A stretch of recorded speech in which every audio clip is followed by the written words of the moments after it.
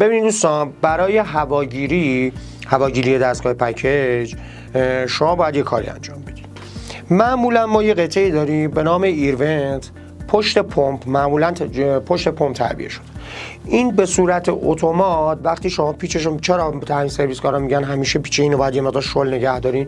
به خاطر اینکه اگه هوایی تو سیستم باشه به صورت اتومات از این قسمت ایرونت تخلیه میشه. خب حالا یه موقعی از هوا خیلی زیاده توی سیستم، مرتب داره هوا میگیره، یه جای نشدیدشه، قبلا هوای زیادی تو سیستم هست و قدرت اینو نداره که از اینجا تخلیه کنیم. چیکار میکنیم؟ میایم از سر رادیات، ما 4 قسمت توی هر پگ رادیاتمون 4 تا شیر داریم.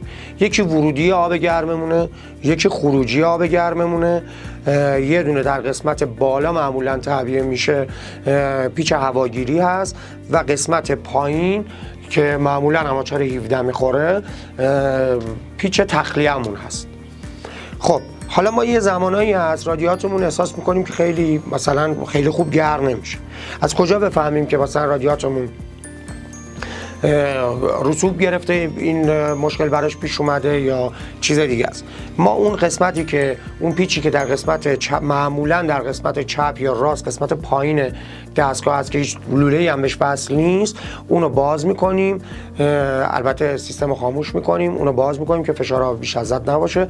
اگر زنگاب یا رسوب از اونجا تخلیه شد مشخص میشه که سیستم رادیاتور شما رسوب گرفته و باید تمیزش بکنید.